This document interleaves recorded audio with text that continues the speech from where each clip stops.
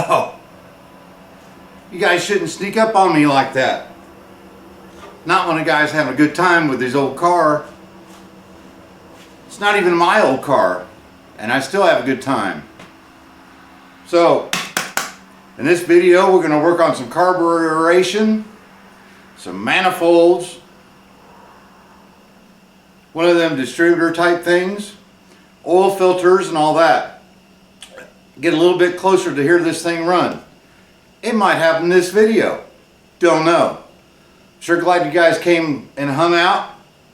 You know, you surprised me a little bit, but I'm still not gonna. Man, I love the company. Thanks, guys. Sit there and let's see what happens this time. Good to see you.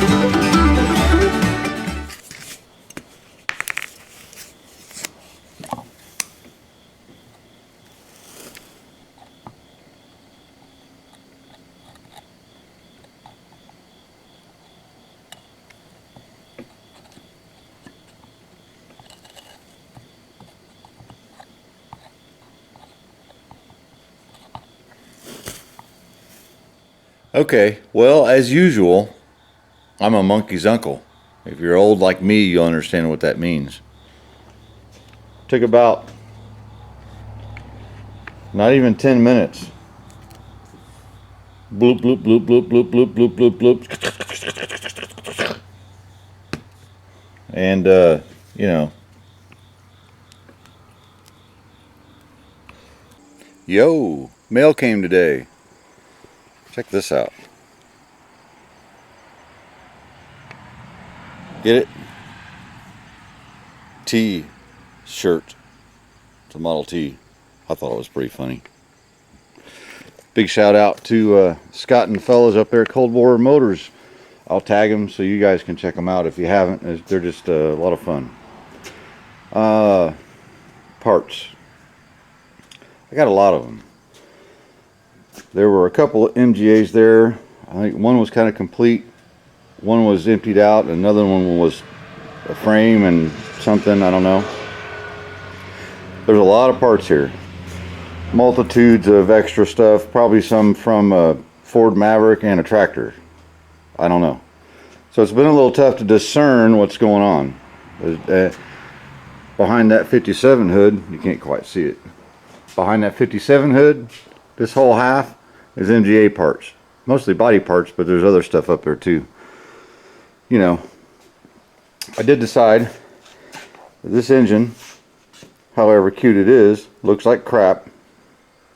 And everything that's nice, and it's just the kind of the thing that you run into. You know, everything else is nice and new, and that's not. So guess what I got to do? I got paint coming. I got starter bolts coming, so I know the right ones that are supposed to be in it, and then I'll deal with that. Might use that starter, or I've got two other ones. One frozen and one that's newer. Got 4 carburetors laying here. Pretty sure there's 2 to 3 other carburetors and all that stuff. But I did find this. Somebody took the bolts out. It might have been me off the parts car, but I just don't remember. I don't remember. Anyhow, it's the completest setup I have, so before I start tearing them apart, lots of pictures so I know how it goes back.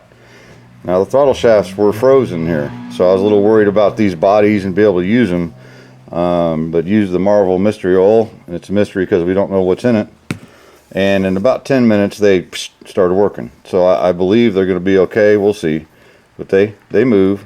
You know, I got some of these holes, these little brass linkages that are wore out.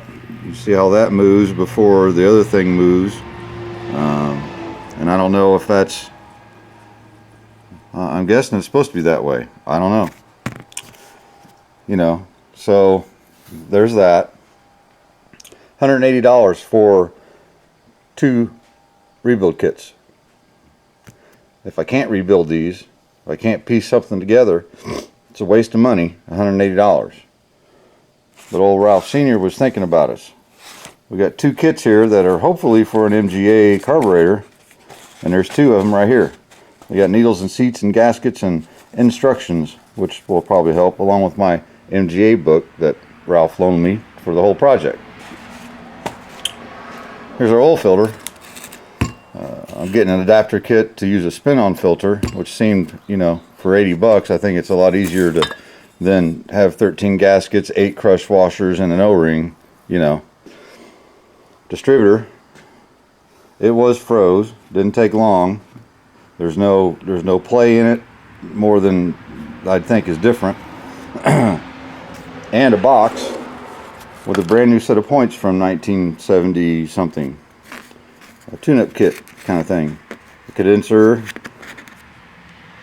rotor button, and the points aren't worn, but they are kind of cruddy. I soaked them down too, so we can probably clean them up and use them, then decide where we're going to go after that. Another coil with a bracket. That other coil didn't have a bracket. I'd have never figured out what that bracket was for unless it was still bolted to the coil. You know, it's the kind of stuff you deal with basket cases. You know, boy, it wasn't supposed to be this kind of project, but it is. It is. And I'm proud to do it for Ralph, and I'll be much more proud when it's done. You know, and I think he'll be happy. So, all right. Well, I got some honeydews back in the house to do before the wife gets home, because then the guy gets in trouble. Now I'll come back out here later. I'll start looking into this and tearing this apart, seeing what we can do here.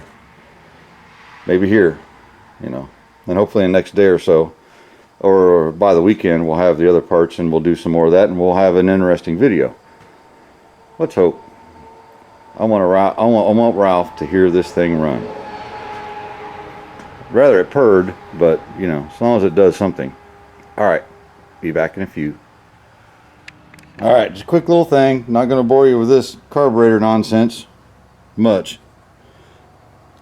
This is where our line connected, right? Of course they just fall apart, but you know, sort of like a big brake line.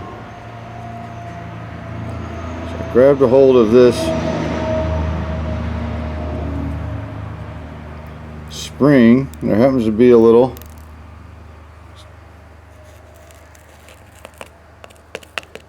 screen in there that's packed full of rust. So somebody at some points tried getting something running with a really crappy fuel system. Alright, let's see what else. Okay, we got some parts. Manifold gasket, little seals for the valve cover, got a thermostat, got a thermostat gasket taped on the box for the oil filter adapter deal for a spin-on filter. Good old Wix spin-on filter. We'll save that card for Ralph. Some exhaust parts. I have a manifold that I've got to fix that I want to get all taken care of before I mount it on, and don't want to have to take it back off again. Radiator hoses, starter bolts. So now I've got the correct starter bolts. Grade 8, fine thread, 3/8. Let's see. Went to the O'Reilly's. This is from Moss Motors, by the way, and man, you can order a box of stuff and it'll be here in 2 days. It's here so fast they don't have time to send you a tracking number. You know, just the battery cables, manifold paint, you know, a Ford starter solenoid. We'll explain that later. The T6 or Rotellas, you know, We're going to use that for engine oil, diff and transmission fluid, and some antifreeze. I don't want to kind of mock this thing up just to make it run and just run water in it. And if I drain it all out, maybe, and it gets below freezing in this barn, because it will, I don't want to freeze anything, so we're going to use antifreeze. And yeah. Oh, carburetor. There's the one I haven't taken apart yet. This one I have, and I got some good old Chem Dip carburetor cleaner. Got the little basket, so I got all the smaller parts in there. I'm hoping to let them go a couple hours, and then I'll stick the bigger piece in there, hopefully. I got tired of the spraying, and they just look so, they're nasty, you know. But it's okay. We'll get it all figured out. Ooh, lots to do. Thermostat, valve cover time. Cleaned up my holes for my starter. These are the proper bolts. Used another bolt, which I was using before, which with the spacer, you know. I just took cleaned it up, cleaned the threads up real good, cut a notch in it with the electric spinny thing over there with the rock wheel on it. Yeah. So you could use like a cut-off wheel. You want to use a hacksaw and cut notches in it. You just want some place for all that dirt and gunk to go, and make yourself a thread cleaner. You know, blow it out with some brake clean, put a little oil in it, get it started with your fingers, work it back and forth with the little cheesy opened-end wrench so that you can't get out of hand. You know, get to working it, clean them threads out. So I think we're good on the threads and the transmission case. Anyhow, back to thermostat. I took the red one off, and it was kind of corroded and pretty nasty. So I found this one, thanks to Ralph Sr. holding on to hoarding parts. This one's never been painted. It is the same one, but if you notice, see the shiny spots. I saw where somebody had nicked it right here. I thought, well, they did that trying to get it off.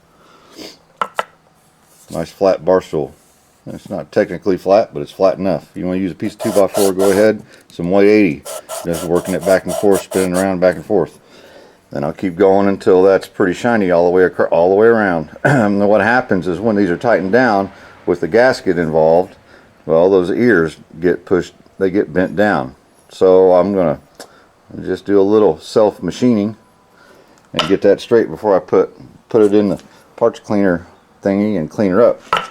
I've done that on cylinder heads, aluminum cylinder heads that are warped. Yep, 2x4, use some 180, just go back and forth till you get all the imperfections out of it, and get you by. What are you gonna do? You know, buy a new cylinder head? Yeah, whatever.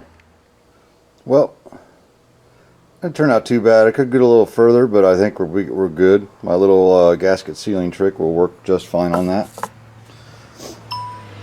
Gaskets, speaking of which, valve cover. And so you guys know, this box, just with these few things, was $240 with the radiator hoses and the dib-dabs, do-dabs and all that. Then I go to the O'Reilly's, there's another $240. And nothing's real expensive, but boy, it adds up. So that's what kills people when they try to dig into these projects is, you know, and you got to take it a little bit at a time, and you know, a little bit out of each paycheck. But after a while, we'll have $10,000 in this thing. Pretty sure. We'll see. Anyhow, those people at Moss Motors, they're pretty nice. They gave me a smiley face. What's up with that? Yeah, I'm not going to complain. You guys know what I like to do. Cork gaskets, right? RTV, you could probably try it. Maybe today's RTV is a whole lot better. You know.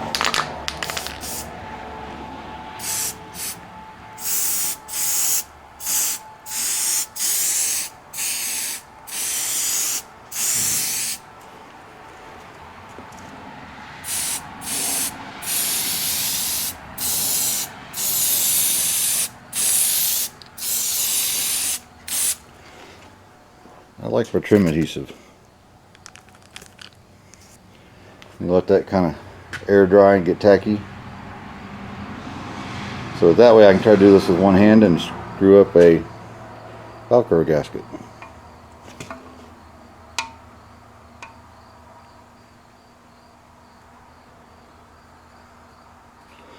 I'm just going to push her into place right on that edge.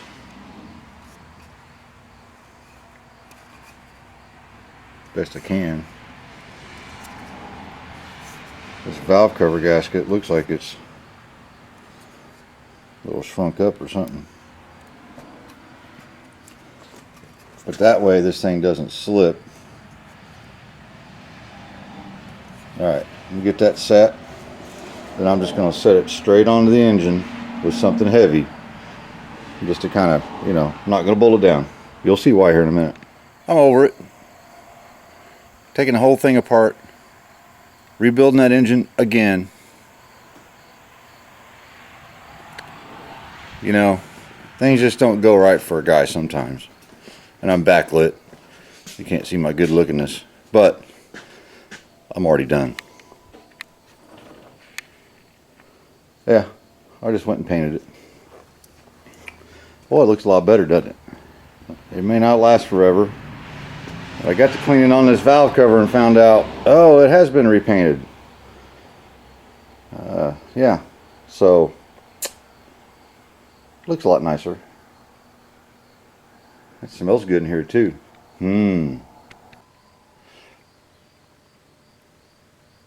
Things are getting out of hand. Now I'm going to paint the fan. One of the little things was bent and I fixed it. Wire brusher down, a little bit of lucite rest stabilizer. I've used some of this stuff before on a Cadillac and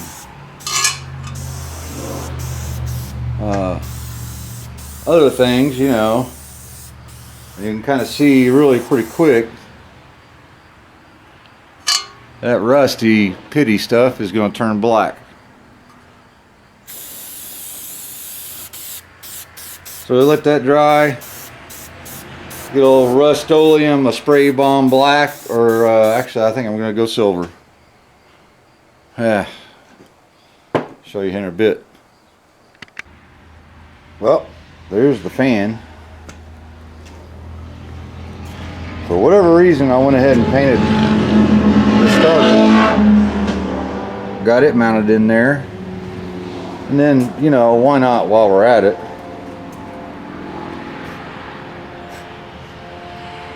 Exhaust manifold, sort of like a little header. I fixed the stud there. It's supposed to be 3, but they've been wallered out and drilled out, so I got bolts and the proper hardware and the gasket so we can put some form of exhaust on it if and when it does run, so I can hear noises and such. There's a little intake. Put the shifter thingamajigger back on there. Got that mounted on. We're looking good. So now I'm going to do the oil filter conversion. Well, looks a little hokey, I'm sure, but trust me, it's what we got to do. Starter's in, oil filter adapter, thingamajigger with the normal oil filter, all that's on. That was pretty easy to do, comes with instructions. It was like 38 bucks. If you got an MGA, I'm thinking that's the way to go, you know. Buy this big canister thing and 18 parts, and you know, you couldn't take it anywhere to get an oil change. So now Ralph can take it to the Jiffy Lube.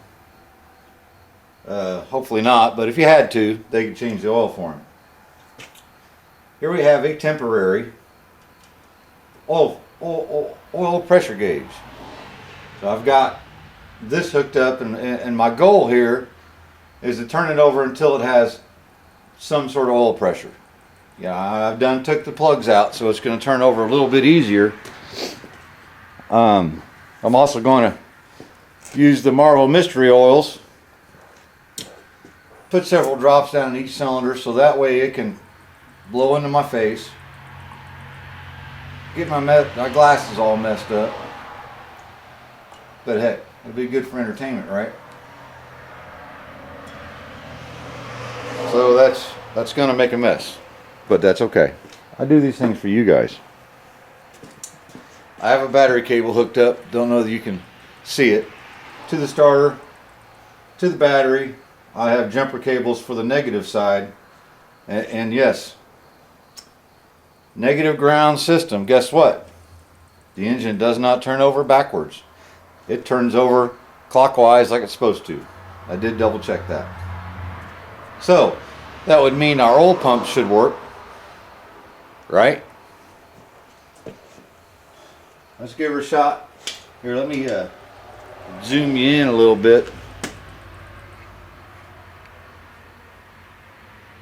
See if you can't see this gauge. Sorry, I don't make you jealous with my superior camera skills. You should be able to see some oil come through here, I'm thinking. Now I'm going to jump because this always scares me when I do this.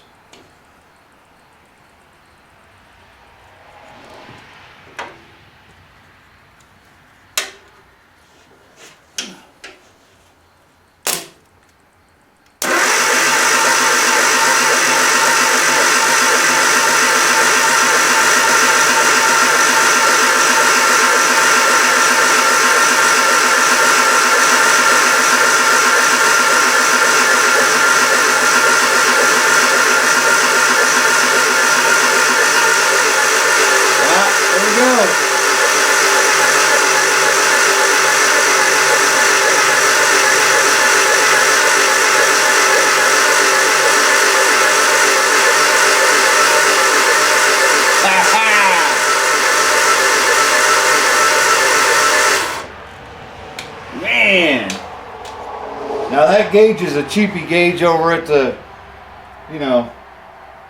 O'Reilly's. 75 psi. If you cut that in half for the junk equation and make it 35 while cranking, that's a freaking win, man. I'm gonna zoom this on this thing again and make sure you guys can see it. I know, I'm a little kid.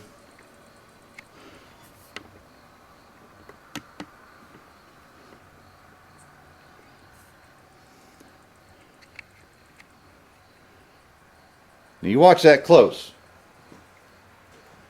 It took a little bit, and I started getting worried.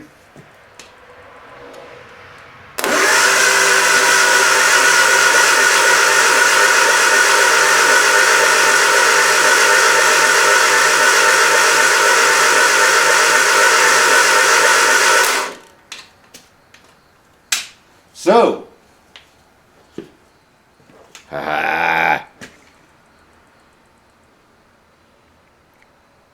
things don't run backwards when you change the polarity. They run normal.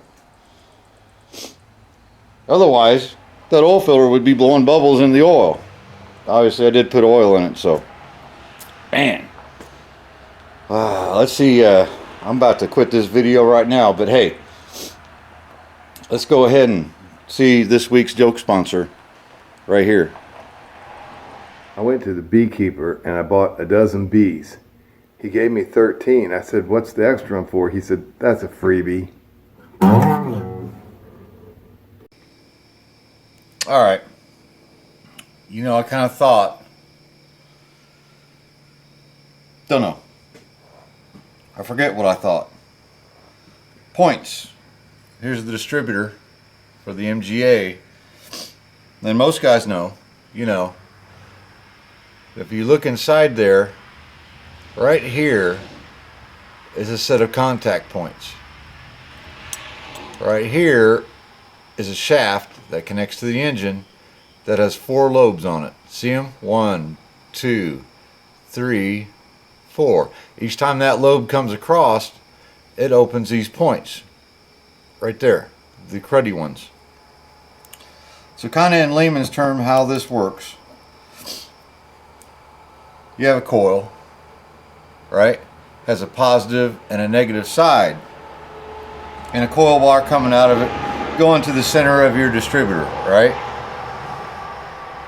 So what happens is you have 12 volts, 6 volts, whatever voltage there is going to that coil.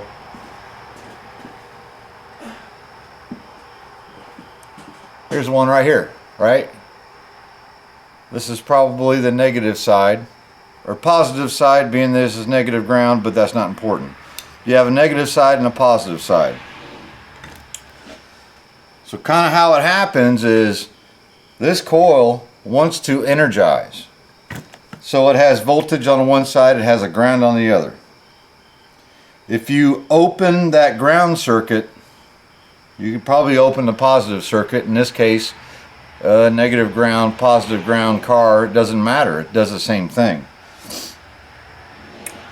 When you open that circuit, when that coil is charged,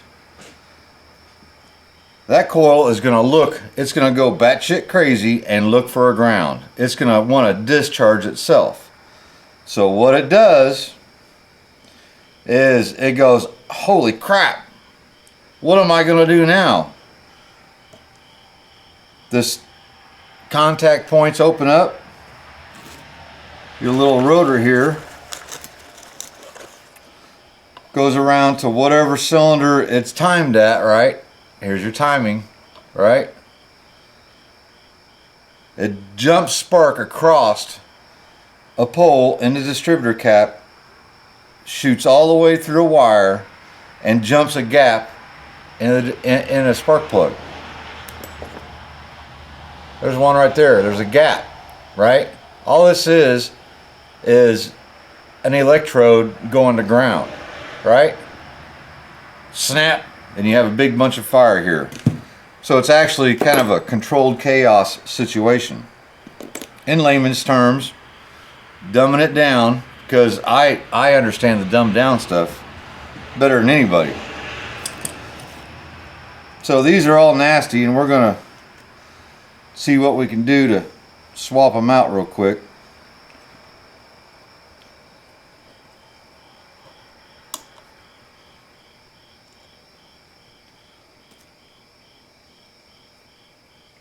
And while we do that, I'm going to tell you a little story.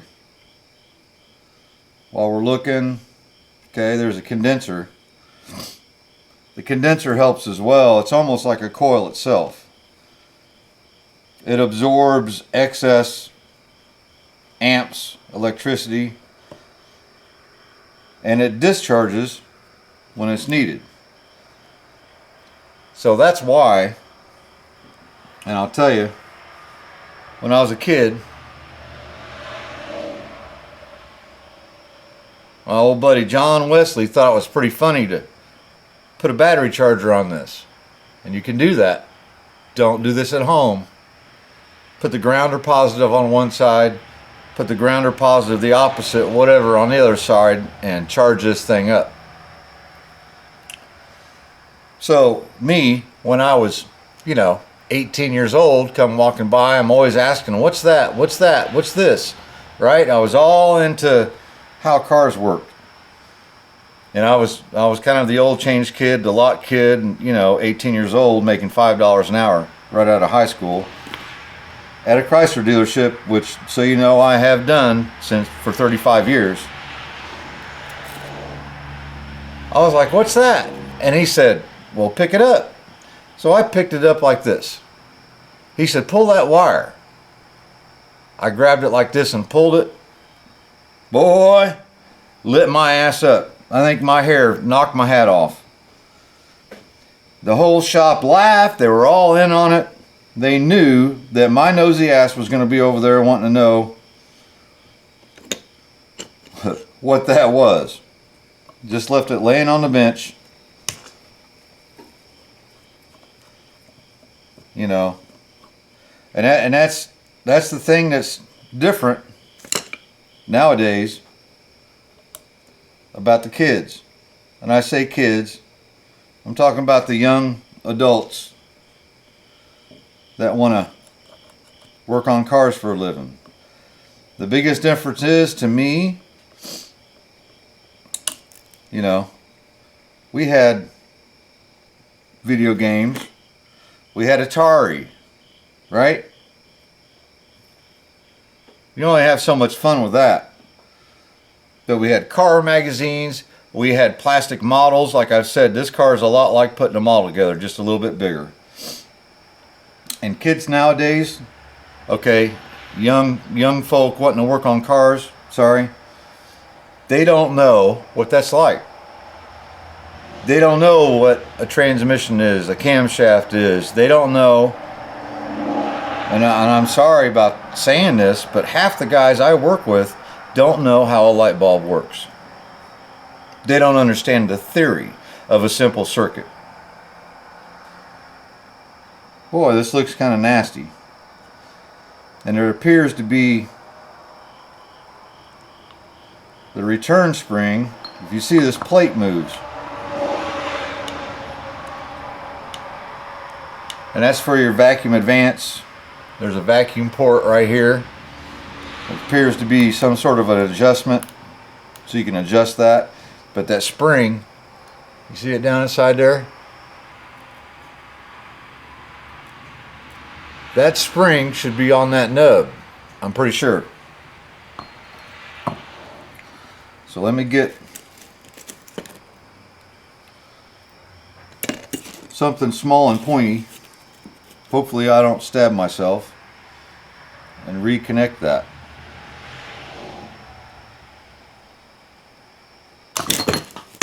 Golly, I done broke the distributor.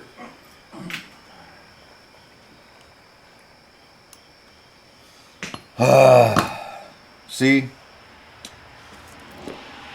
we're all humans. I just wish some of us humans would kind of get with the game plan. Here, let's try this.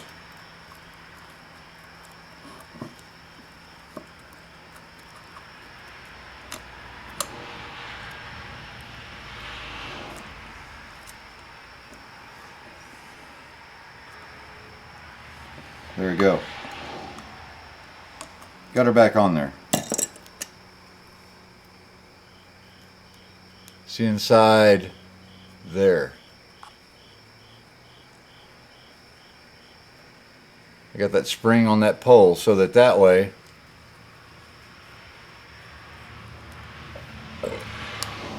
it goes back to 0, right? Advance. Timing. We'll talk about that later maybe. Anyhow, we clean some of this up. Spray some hook'em pucky in here.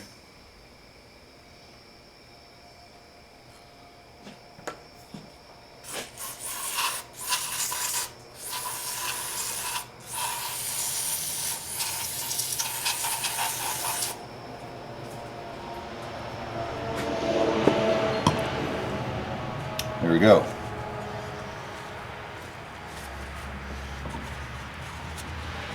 I'm so excited to have this thing to run. Yeah, nothing wrong with that distributor. It's in good shape. Should have a little in play. Feels nice and smooth.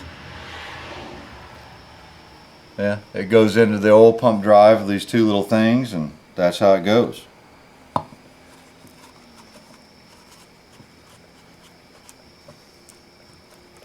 Okay, dew points. I believe, let's see, a little shaft, and these points are adjustable.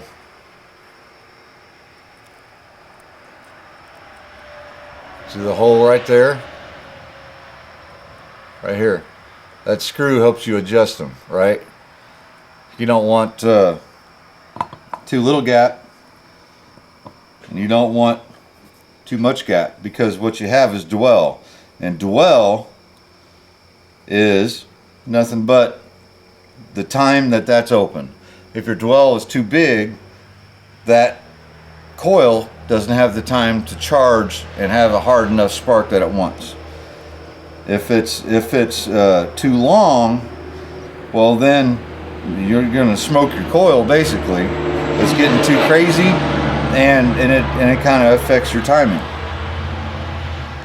So what I want to do is get that set screw started in there if I can. You gotta excuse me, I'm old. My fingers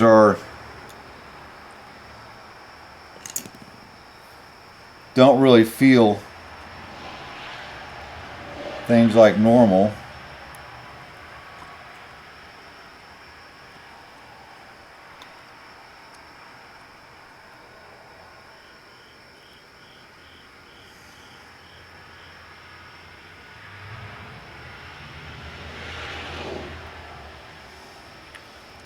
Because, well, they've been through so much, so.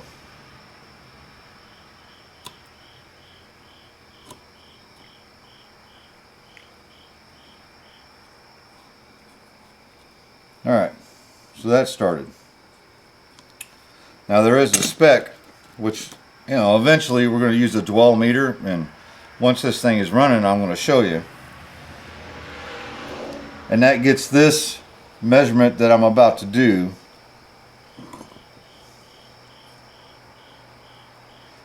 dialed in. You know, this is basically just a rough get you in the ballpark kind of situation. Part of the problem is the spec is between 12 and 16 thousandths. So I believe something like that, but I picked 15 thousandths. Feeler gauge. You know how many of these are in the shop that I work at? Maybe one. I had the 2 other sets and I brought my tools home. You know, I was at school today, well actually yesterday and the day before that, because you always got to go to school. Just kind of one of those things. But I'm going to set my feeler gauge in there.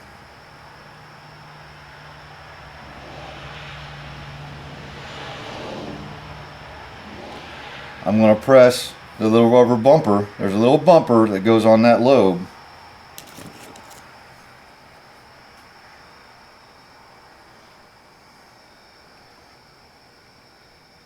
Right on top of that lobe.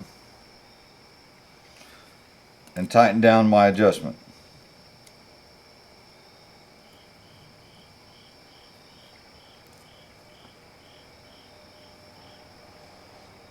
I can stick that feeler gauge back in there. It's called a feeler gauge because you got to feel. If it's really loose or really super taut, you know, hard to drag in and out of there, and you open the points up, then it's not right. You got to feel.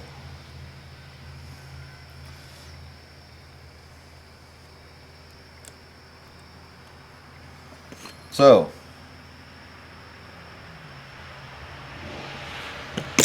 now hopefully I can show you this and you can see it.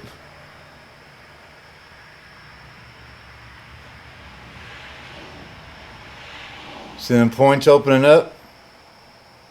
That's pretty close to 15 thousandths, so enough to get us in the ballpark to have spark.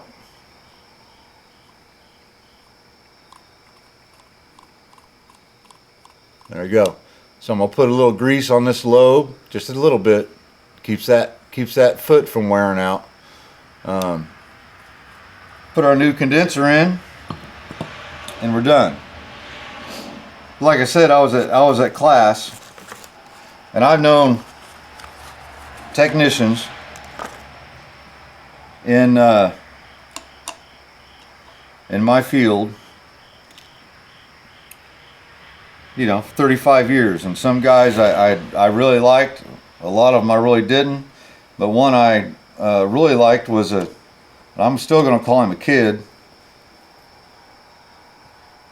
Roger Daniels. Well, Roger worked with me close to 20 years ago, and he was one of those kids that came from Lincoln Tech and said, heck with the oil changing stuff. He says, I'm a technician. I know my shit. Pretty funny, right? Well, lo and behold, it turns out that he did. super smart, super nice guy. And at school, there he was. Saw this guy with gray hair. Walked up, said, "Hey Mike, how you doing?" Shook my hand. Oh, son of a gun. And it was Roger Daniels. Gray hair, short hair, you know. You kind of take for granted how long, how much time has passed sometimes when you start getting older, like a guy like me, right?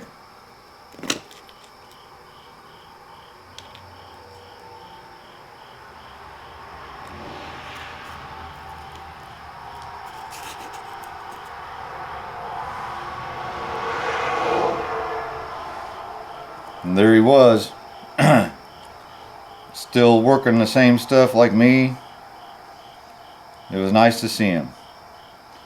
But he was one of those cases where he went to school after high school and basically wasted his money. And the reason I say that is because when a guy comes, you know, he went to Lincoln Tech, he could have had straight A's. I've been a service manager and a shop foreman for many, you know, long enough to know what I would tell that guy. I'd say, "Hey buddy, you're changing oil. I don't trust you. You don't know anything." And that's the truth. They really don't. So, boys and girls, you want to go to Lincoln Tech, you want to work on cars for a living, don't bother with the Lincoln Tech stuff. You know, maybe get you a associate's degree in science and learn all, you know, all the stuff. You know, but if you're going to want to work on cars, you either know it or you don't. And if you don't know it, you can learn it. But it takes a few years. It takes time for a guy to mess up, for a guy to get stuck on a car that he can't figure out. We'll talk more about that at some point. All right, let me get you set up. We're going to get the voltmeter out, the volt ohm meter, see if we can figure out that we did a good job. Thanks for hanging out, guys. Oh, and that Chris Wolf guy, dang, he's funny. Why aren't you guys sending me jokes? Huh? Why not? Send me jokes. We'll have a good time. You don't have to video them. You can just write them in the comment section right down there. Alright, so here's your ohm meter, volt ohm meter, if you want to get all technical about it. Can you see that one all right? In this case, a lot of meters are all different, right? So these two connections aren't touching each other, but when I touch them together, see what happens? That means no ohms. Man, that's a direct connection, right? So right here, you can't see, but it's just barely right here, is where the negative side of that coil would connect. The positive side would go to your key, you know, power or whatever. So right now my points are closed. Okay, so I'm gonna go,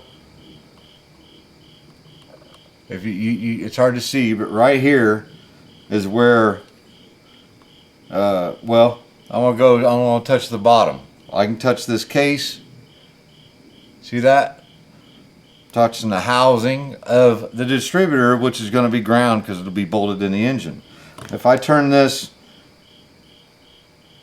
on the high side, one of the lobes where those points are open, nothing, right? So if I can do this with one hand, let's try. Okay. Closed, open, closed, open, open, closed. See? And I can go faster than the meters wanting to change, but that's what we want, right? So now I'm going to put this thing on top dead center and get this laid in.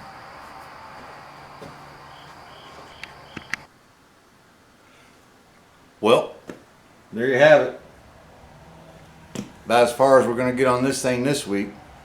I've got carburetor stuff going on over here, and I'll show you some of that. I'm not going to bore you with overhauling and rebuilding carburetors I know nothing about. I'm just now starting to learn and figure out how they work.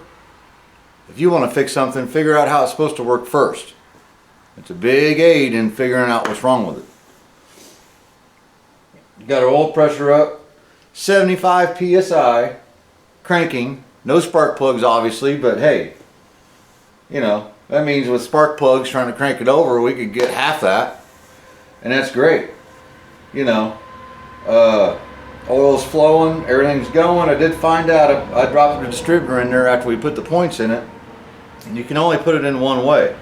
And the reason is on top dead center, the oil pump drive has a groove, just like a lot of different kind of engines, but you can't put it at 180 out. Unless whoever built the engine put the shaft in 180 out, and that's what's happened in this case. So now instead of my number one position on my cap and rotor, because I found an original and the wires are numbered, there's number one. It's supposed to be right there, should be pointing at the number one cylinder, sort of like a small block Chevy. It's actually 180 out, so it's pointing the other direction. You can't take that out of there. You got to take the oil pump out, drop it out, flip it around, put it in. And we're not doing that. We're just going to reorientate everything and go by our firing order, and it'll be just fine. There won't be any difference. You know, it's kind of is what it is, but all in all, we're doing pretty good.